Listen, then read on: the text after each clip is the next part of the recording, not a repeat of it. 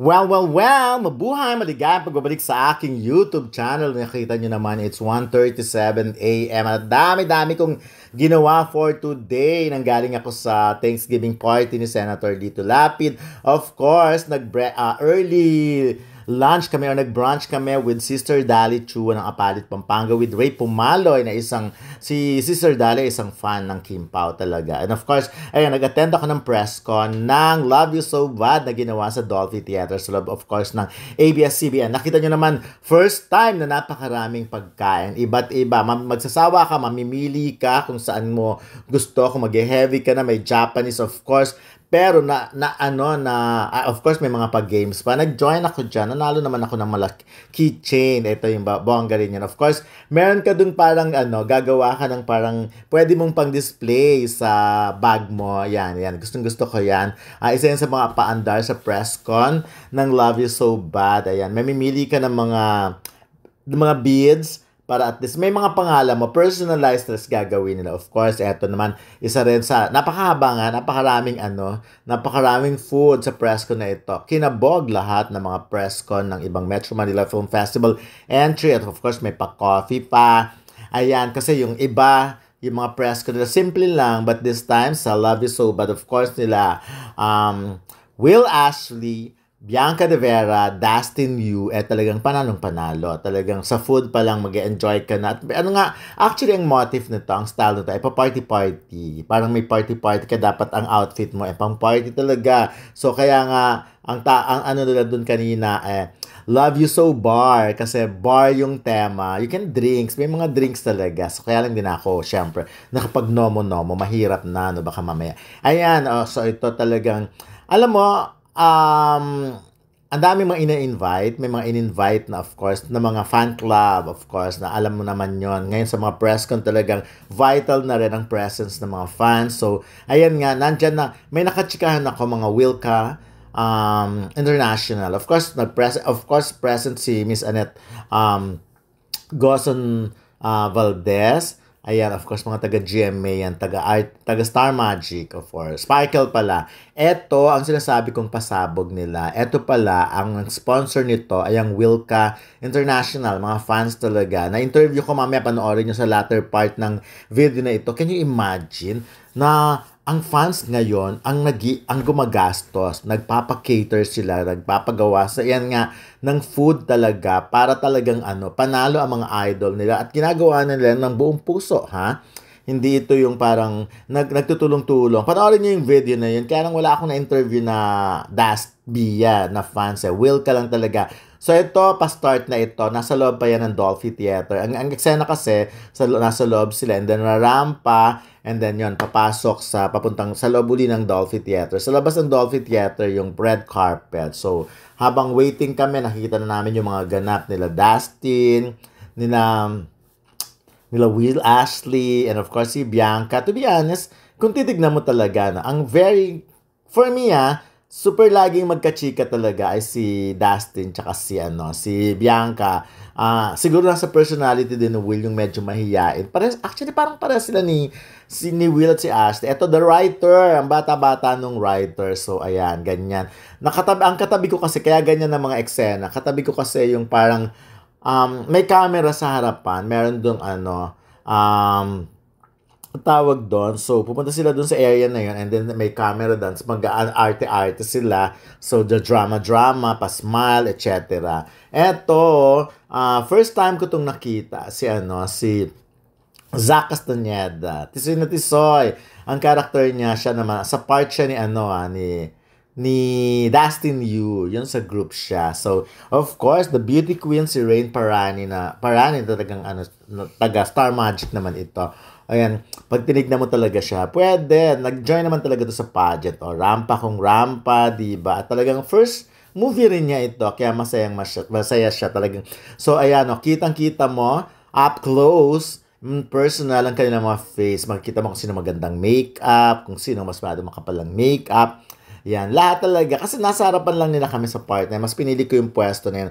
Of course, the very good looking talagang si Ralph De Leon. Alam mo, si Ralph talaga, pag tinignan mo, ang cute ng mukha niya, ang ganda ng smile niya, ang kinis niya, Talaga, yan, ganyan talaga yung mga artista level. Yung pag nag-smile sila, talagang nadadala nila yung mga nasa harap nila. Ayan, no? Kita mo, di ba? So, ako, I wish na mas mabigyan din pa ito na marami pang pelikula. Kasi dito, syempre, although maganda ang role nila, pero support pa rin sila. Like siya, sa part siya ni Will, as best friend naman ni Will. Ito of course, the ex-senadora of the decades. And then naman, ex-senadora naman talaga si Cyril Manabat. Ever since na nag-appear siya, nadalaga na siya, marami na siyang sinurprise. At kita mo naman, di ba, paandar kung paandar ang outfit. Although ano siya, pero halos kita na ang kanyang. Pero napaka-sexy niya ngayon. Actually, mas pumayat siya. Nawala nga yung laman niya eh. Very first time kasi nag-appear siya sa press con, medyo malusog. Ngayon kita mo yung braso niya, yung katawan niya, legs niya, tiyan niya.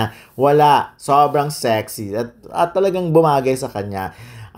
Isa si Cyril sa masarap chikain dahil alam mong kikay na kikay, baliw-baliwan moment. So, ito of course, the director.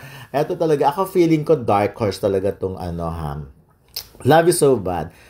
Kita naman natin, ang record ni Direk May, Alvear Cruz, ay Rewind ni Marian Rivera and Ding Dong Dantes. Talagang, yon highest grossing na sa Metro Manila Film Festival. Na-achieve yun, no? And of course, eto na, si Will Ashley. Kasi nga ang motive ay party-party. So, tinitignan ko pa. Eto, preparation. Pero talagang in the mood, no?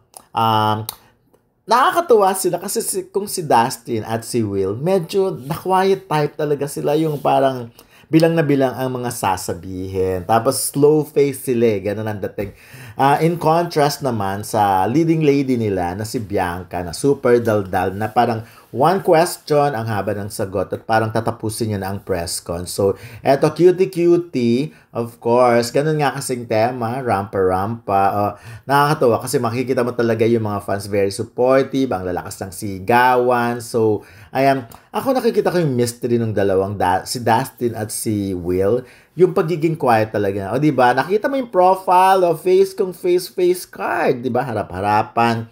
Ayan na, o, di ba? So, samantalang dati, baby boy pa si Will. Eto na, si Dustin Yu, aminado naman siya. Isa kami sa mga unang nag-interview sa kanya. Before, nung di pa siya sikat, wala pa siya sa PBB.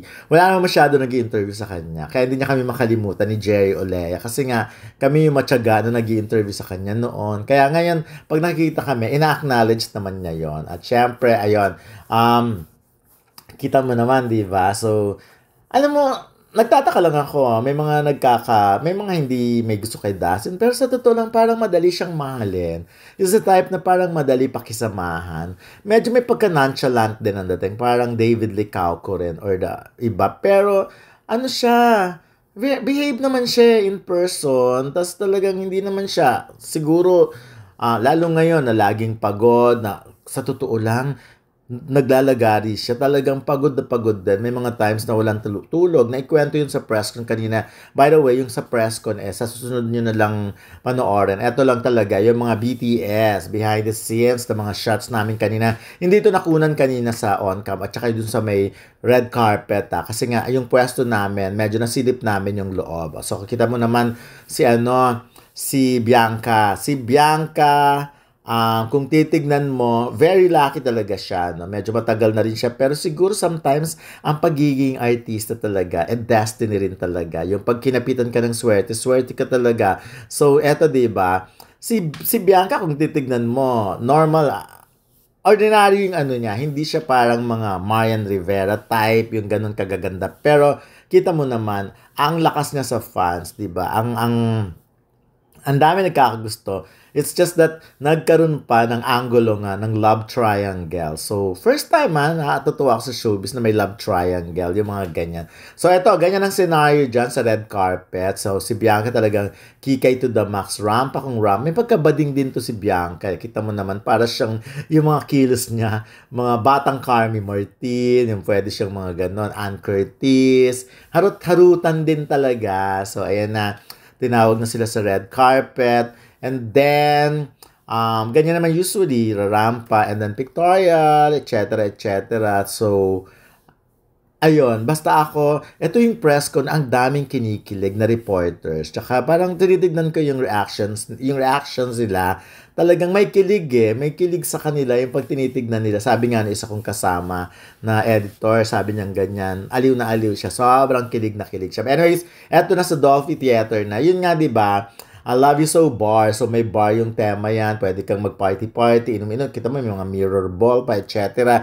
And then sa part na to, pinakita ang trailer ng movie. Talagang nakita mo yung reaction ng mga fans. Ay, ng mga reporters, ng lahat-lahat. Nakatutok talaga dun sa trailer at tuwang-tuwa sila. Kaya na, ang nakakakilig at kahit itong Wilka and Dustby, hindi sila makapaniwala sa nagawa nila na yun ang trailer. Kasi hindi naman na nila napapanood. First time talagang pinalabas yung kanina. But anyways, eto na yung sinasabi kong interview ko sa Wilka International sa mga fans ng nina Will na sponsor yan. Ayan. Anong group nyo, Wilka?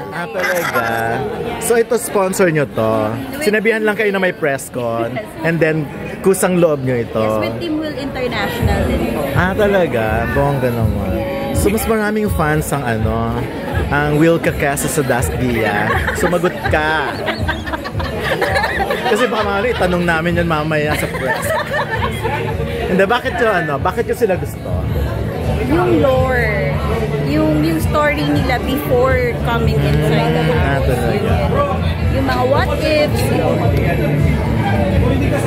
And then, grabe chemistry yung mga Pero ano yan? Marami kayo sa Wilka. Iba't ibang, halimbawa Wilka International, may mga ganun-ganon. Different countries, Filipinos from different countries. As well, then yung mga regionals, meron kami from Mindanao, West Visayas, Cebu. Even, pati nga schools malapit. Talaga? Yes, malaki yung group talaga. So, sabi nga nila parang dark horse tong film na to.